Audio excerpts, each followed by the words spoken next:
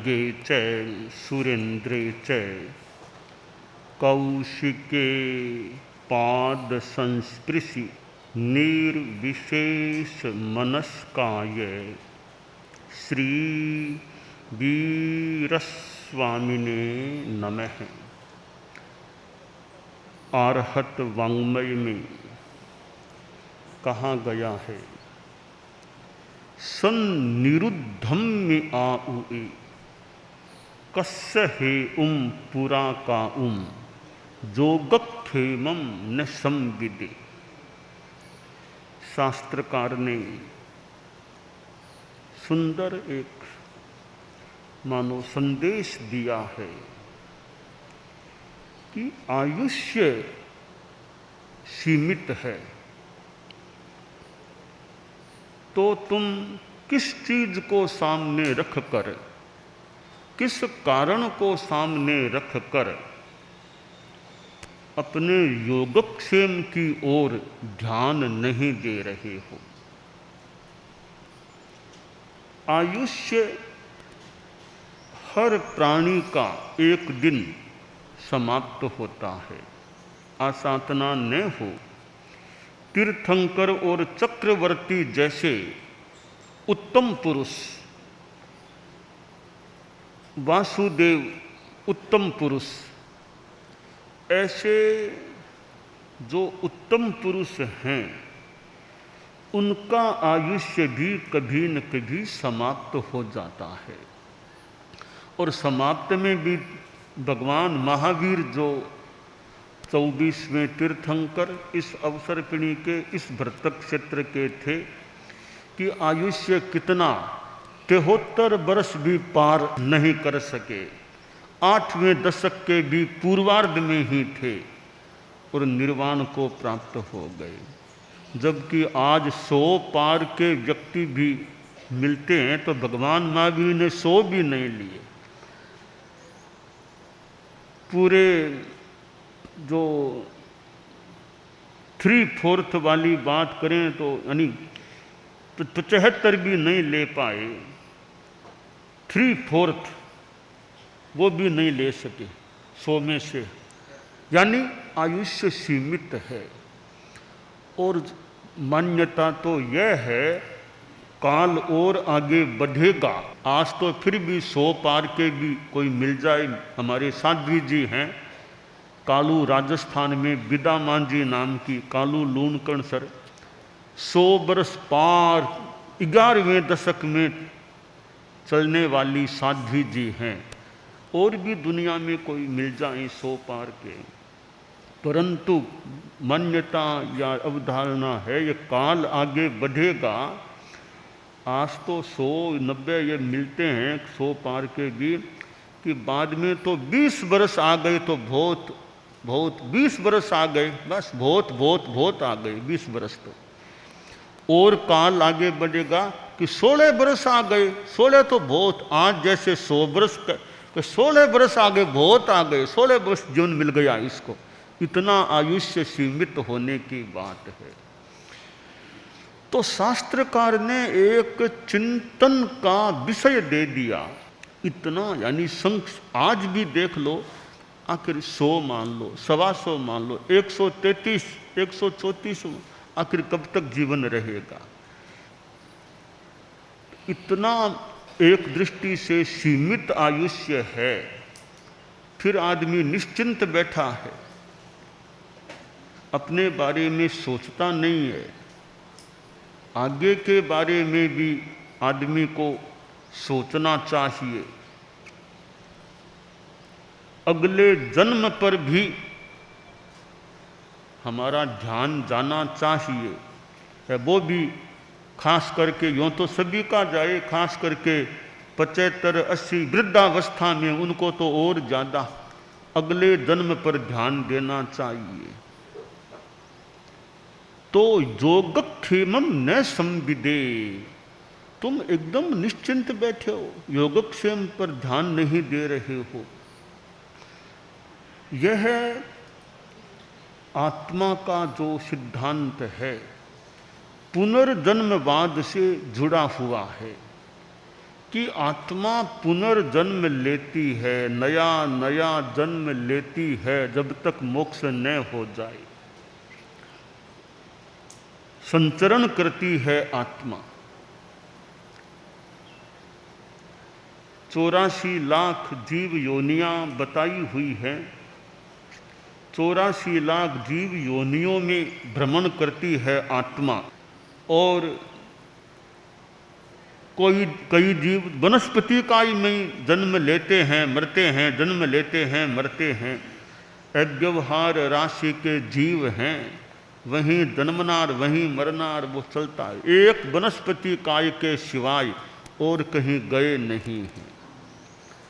कहते हैं जितने जीव व्यवहार राशि से मोक्ष में जाते हैं, उतने जीव अव्यवहार राशि से व्यवहार राशि में आ जाते हैं। अर्थात व्यवहार राशि में फर्क नहीं पड़ता, वो गए तो वापिस आ गए।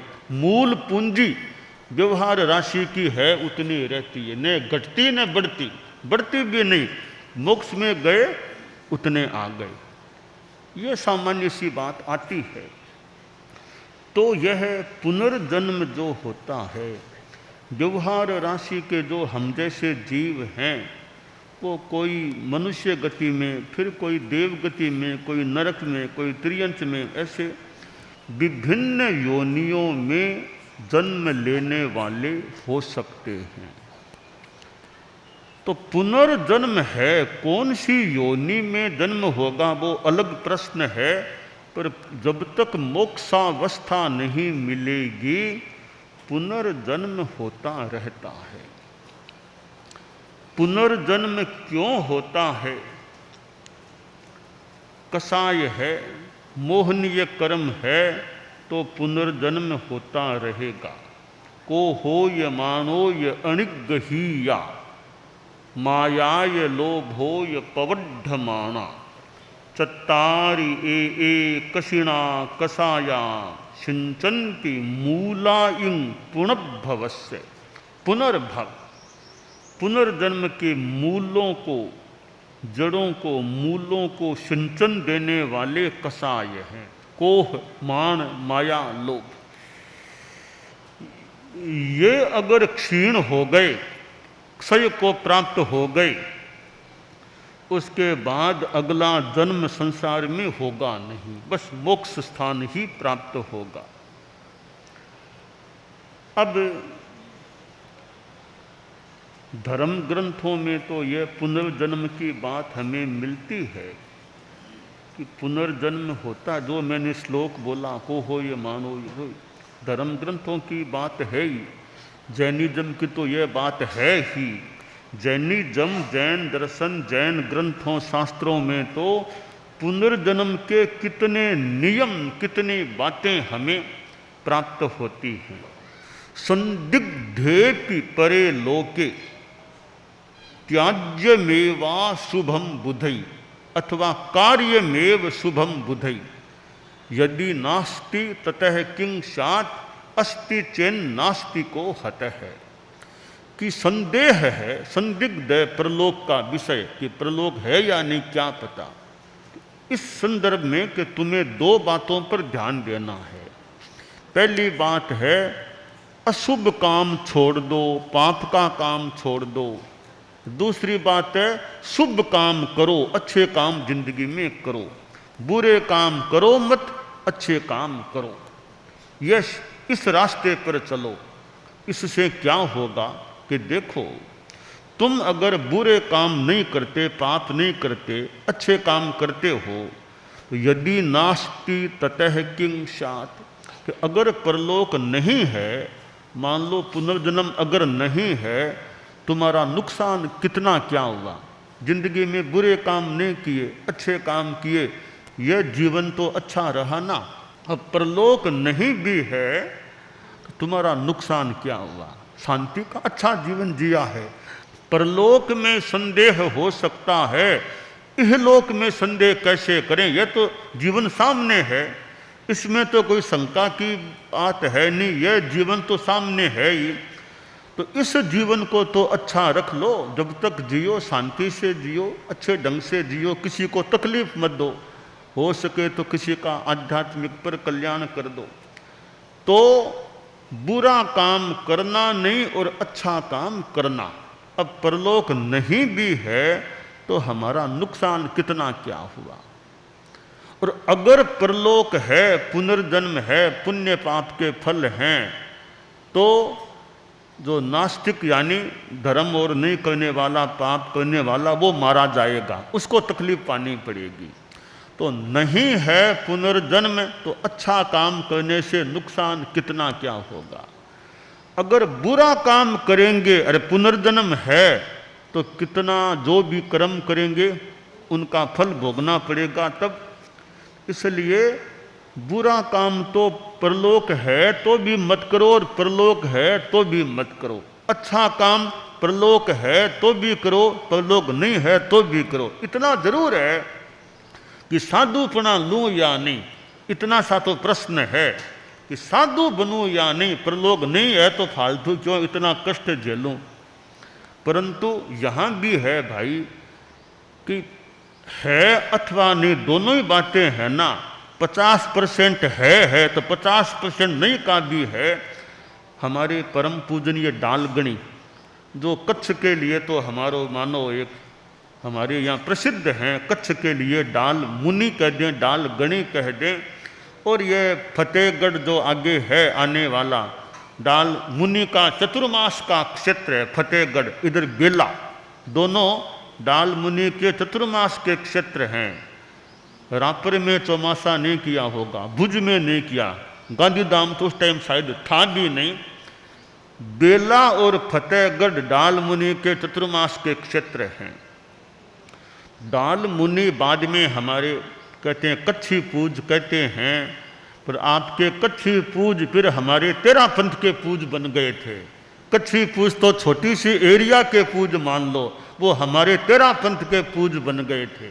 सप्तम आचार्य बन, और सप्तम आचार्य बने कच्छ से ही पधारे थे। कच्छ में चतुर्मास करके ही राजस्थान पधारे थे, कच्छ से विदा होकर पधारे, तब उनको कच्छी पूज वे तेरा पंथ पूज बन गए थे। डाल गणी आचार्य बनने के बाद कच्छ को देखा ही नहीं उन्होंने, कच्छ पर कृपा नहीं की। आचार्य बनने के पहले मान लो यात्राएं कर ली, 3 यात्राएं कर ली, 5 चतुर्मास कर दिए। आचार्य बनने के बाद बिल्कुल नहीं पधारे कच्छ। योग है, मुनि अवस्था में मानो खूब दे दिया, बाद में शरीर की और की जो भी उनकी परिस्थितियां रही हों नहीं पधारे। तो डाल गणी का एक प्रसंग है, उसका भाव मोटा मोटी यह है कि डालगणी उधर राजस्थान में संभवतः थे।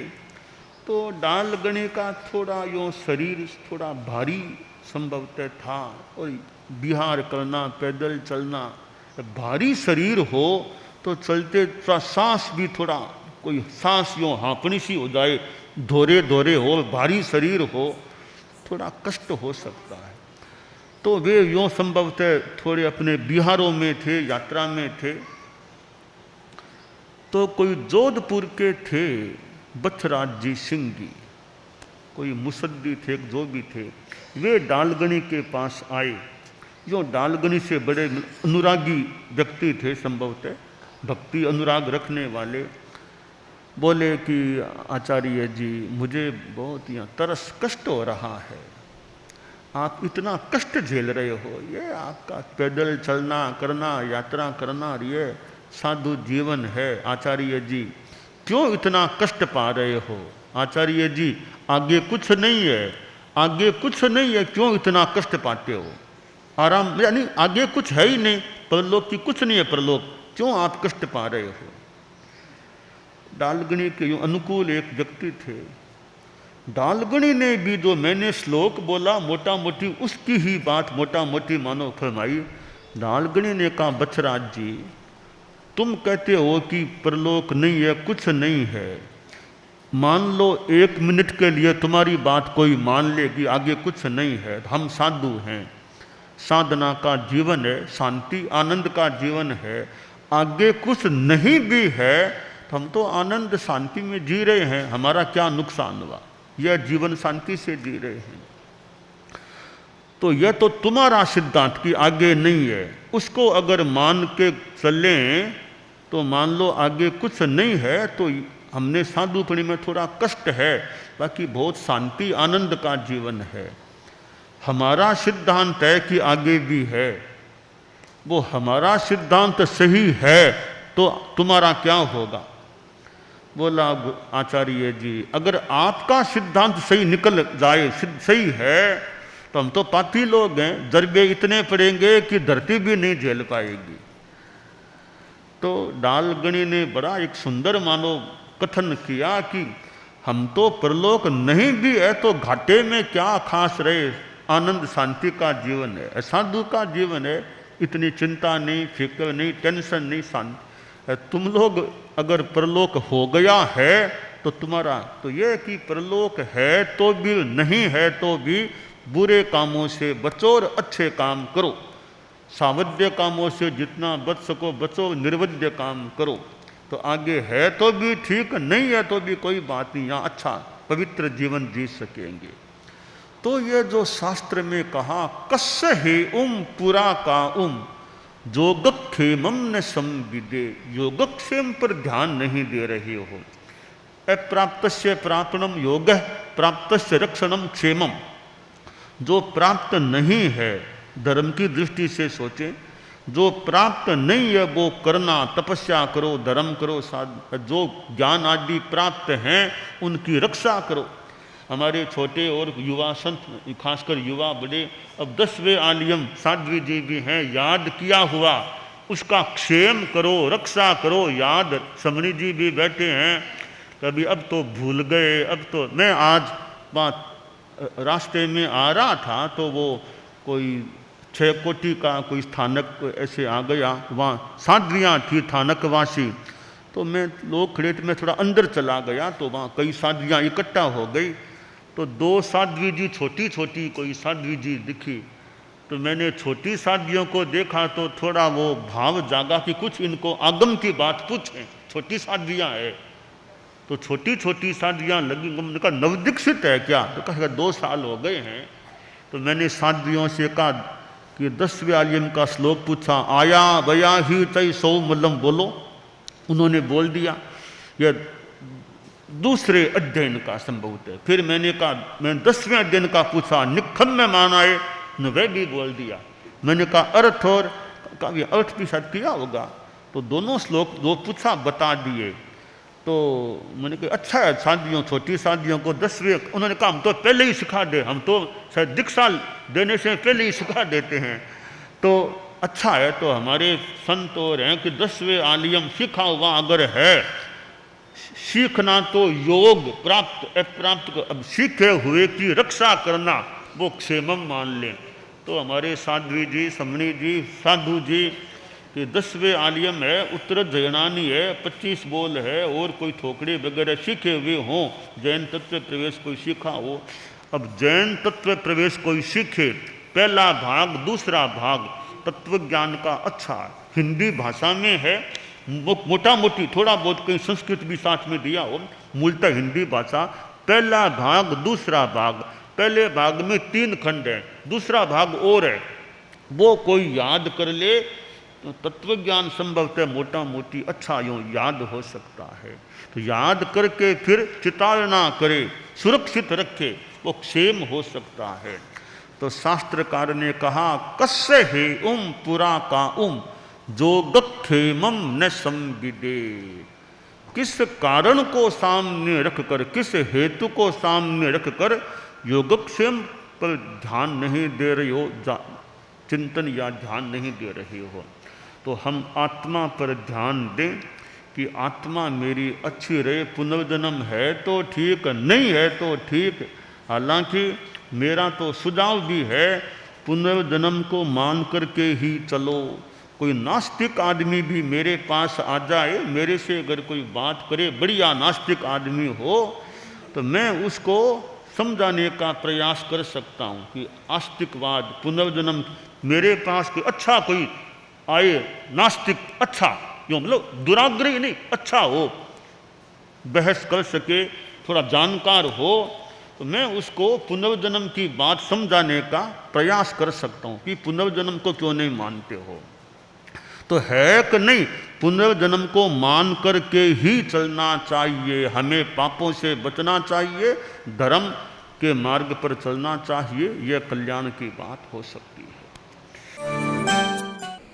एकाग्रता, तन्मयता, अपने आप को मंगलमय अनुभव करते हुए, नमो अरहंताणम, नमो सिद्धाणम, नमो आयरियाणम, नमो उवज्झायाणम, नमो लोए सब्बसाहूणम, एसो पंचणमुक्कारो सब्ब पावपणासनो, मंगलाणं च सब्बेसिं पढ़मं हवइ मंगलम। चत्तारि मंगलम, अरहंता मंगलम, सिद्धा मंगलम, साहू मंगलम, केवलिपन्नत्तो धम्मो मंगलम। चत्तारि लोगुत्तमा, अरहंता लोगुत्तमा, सिद्धा लोगुत्तमा, साहू लोगुत्तमा, केवलिपन्नत्तो धम्मो लोगुत्तमो। चत्तारि शरणं पवज्जामि, अरहन्ते शरणं पवज्जामि, सिद्धे शरणं पवज्जामि, साहू शरणं पवज्जामि, केवलिपन्नत्तं धम्मं शरणं पवज्जामि। धम्मो मंगलमुक्किट्ठम्, अहिंसा संजमो तवो, देवावितं नमंसन्ति जस्य धम्मे सयामणो। च इत्ता भारहं वासं चक्रवट्टी महिद्धिओ, सन्ति सन्ति करे लोए पत्तो गइमणुत्तरम। देव दानव गंधर्वा जख रक्षस किन्नरा, बंभयारिं नमंसन्ति दुक्करं जे करन्ति तम्। मंगलं भगवान् वीरो, मंगलं गौतमो गणी, मंगलं स्थूलभद्राद्यः जैन धर्मोस्तु मंगलम। मंगलम मतिमान भिक्षुः, मंगलम भारमल्लकः, मंगलम रायचंद्राद्या, मंगलम तुलसी गुरुः, महाप्रज्ञोस्तु मंगलम। तेरा पंथोस्तु मंगलम। विघ्न हरण मंगल करण, स्वामी भिक्षुनो नाम, गुण ओळख समरण किया, सर अचिंत्या काम। विघ्न हरण मंगल करण, स्वामी भिक्षुनो नाम, गुण ओळख समरण किया, सर अचिंत्या काम। विघ्न हरण मंगल करण, स्वामी भिक्षुनो नाम, गुण ओळख समरण किया, सर अचिंत्या काम, सर अचिंत्या काम, सर अचिंत्या काम। एक दिवसीय त्याग, आज के लिए धारणानुसार त्याग।